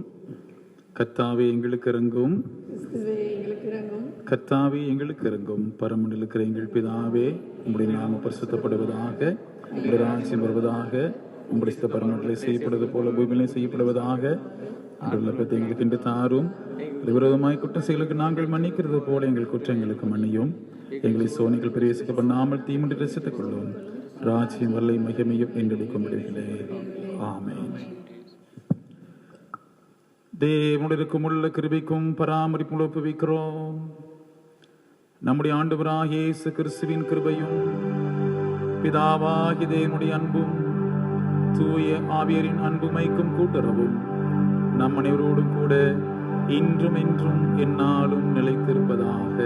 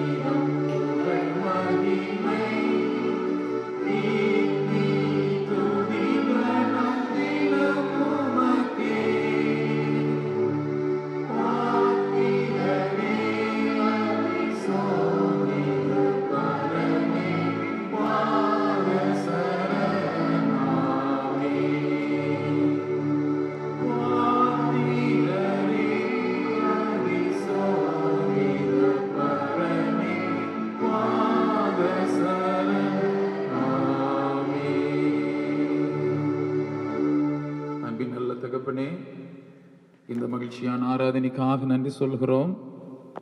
தங்களிடங்களில் இருந்து உம்முடைய திருவார்த்தையை கேட்கவும் உம்முடைய திருப்பெயரை மகிமைப்படுத்தவும் நீர் எங்களுக்கு கொடுத்த வாய்ப்புக்காக நன்றி சொல்கிறோம். இந்த வழிபாட்டில் பங்கேற்ற சிறுவர்கள் முதல் பெரியோர்கள் வரை ஒவ்வொருவரையும் ஆசீர்வதியும். உம்முடைய நீங்காத பிரசன்னம் எங்களோடு இருக்கட்டும். உம்மோடு ஒன்றிப்புள்ள மக்களாக எங்களுடைய வாழ்விலே உம்முடைய திரு செயல்களை எங்கள் வாழ்விலே அபியாசப்படுத்த உதவி செய்யும். எங்களை தாழ்த்தி அர்ப்பணிக்கிறோம். உம்முடைய பாதுகாப்பின் பிரசன்னம் எங்களோடு இருக்கட்டும். இம்மானுவேலராகிய ஆண்டவர் எங்களோடு உடன் இருக்கிறவராக, உயிர்த்தெழுந்த கிறிஸ்துவாக எங்களோடு உடன் வருகிறவராக, தூய ஆவியானவராக எங்களுக்குள்ளாக வாசம் செய்கிறவராக இருந்து எங்களை வழிநடத்தும்படியாய் உம்முடைய கருத்தில் எங்களை அர்ப்பணம் செய்கிறோம். துதி கன மகிமை உமக்கே நாங்கள் செலுத்துகிறோம். மீட்பர் இயேசு கிறிஸ்துவின் வழியை மன்றாடுகிறோம் எங்கள் நல்ல பிதாவே, ஆமேன். என் ஆத்துமாவே கர்த்தரை சோதரி, என் முழு உள்ளமேடைய பரிசுத்த நாமத்தை சோதரி. என் ஆத்துமாவே கர்த்தரை சோதரி, அவர் செய்ய சகல உபகாரங்களை மறவாதே. ஆமேன். கர்த்தர் உங்களோடு இருப்பாராக. சமாதானத்தோടെ புறப்பட்டு செல்வோம்.